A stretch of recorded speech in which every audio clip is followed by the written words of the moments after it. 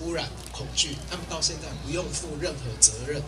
我觉得这是，如果你们觉得这不合理，如果你们觉得说福岛核电厂已经对你们造成恐惧，因为我们人民有免于恐惧的权利，我们就可以跨国诉讼，大家一起跨国诉讼，然后到那边可以填那个单子。好，那我们现在开放，就是各位现场观众可以跟导演分享，导演讨论。有没有人要问？那边有一位先生。那个，我想请问一下，那个现在他们那边，好，不好意思。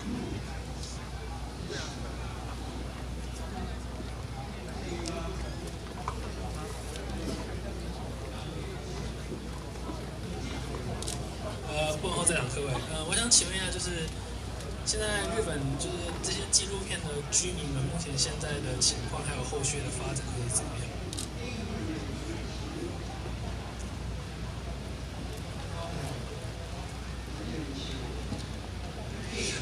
I'm working on the follow-up to the film right now, and I'm working with the doctors who are in Fukushima treating children and adults that are being affected. And so I hope to be able to come back in the near future to show you the new film. But what's happening now is, unfortunately, many people are forgetting.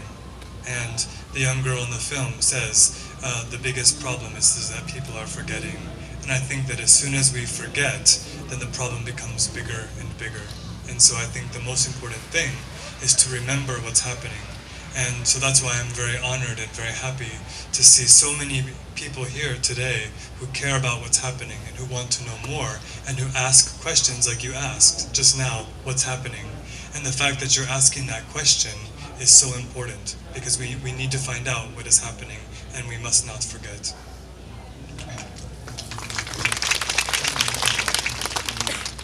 Ian 导演他现在正在着手进行他的第3部的纪录片。那他这部纪录片其实就是在福岛当地，然后跟一些福岛医师合作，来去记录福岛医师怎么去治疗跟诊治当地的小孩，还有包括成年人。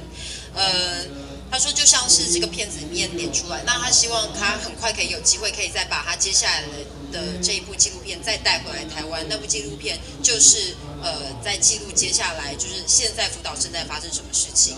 那他认为其实最重要的、最严重的问题，其实就是大家正在遗忘福岛。那如果我们继续更多人，然后继续的遗忘下去，那问题只会越来越扩大。所以他非常的高兴，就是真的今天看到非常多人过来，而且问了这个非常重要的问题，就是那显示出我们还是在继续关心、持续的在记得福岛的核灾的这个问题。那这个事情是非常重要的。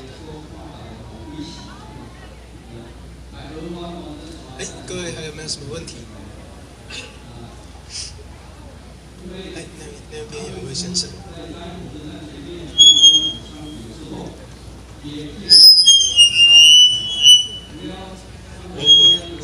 我想请问一下，就是这部片在日本当地放映的状况，然后当有没有受到什么打压或危险这样？ She wants to know how's the screening situation in Japan.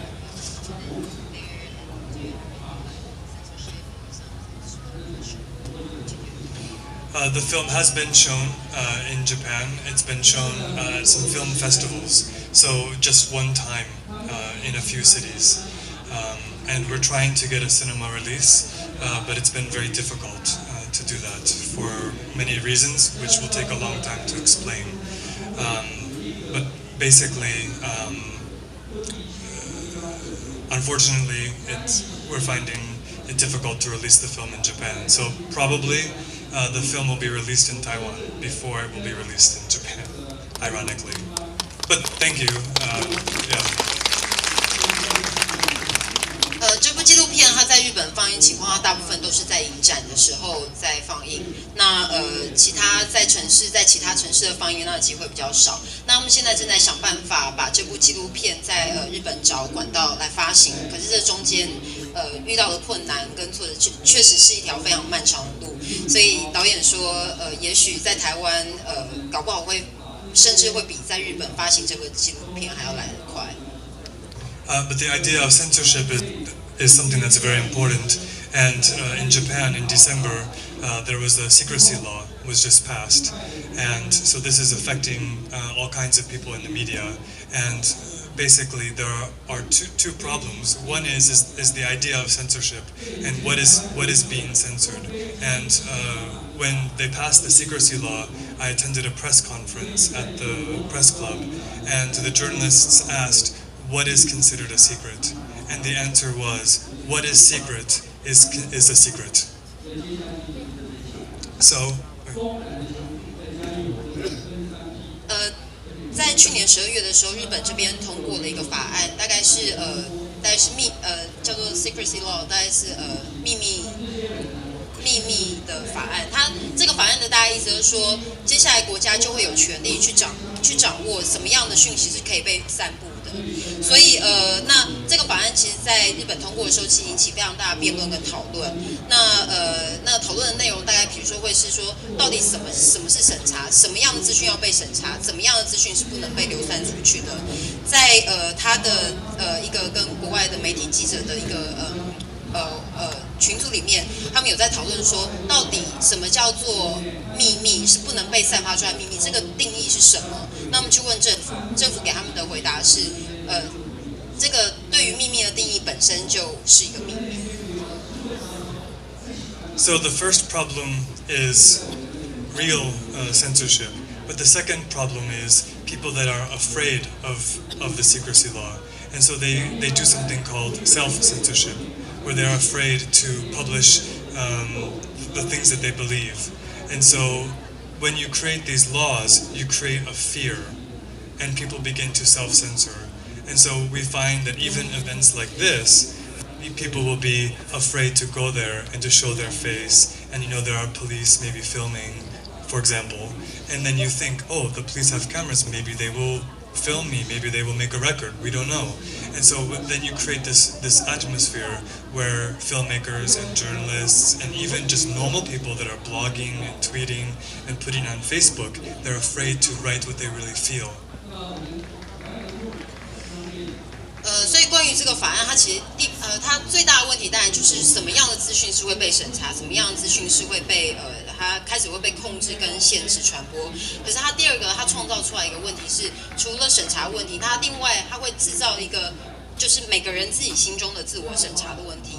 这样子的一个自我审查，它会创造出，它会开始带出人们心中的恐惧。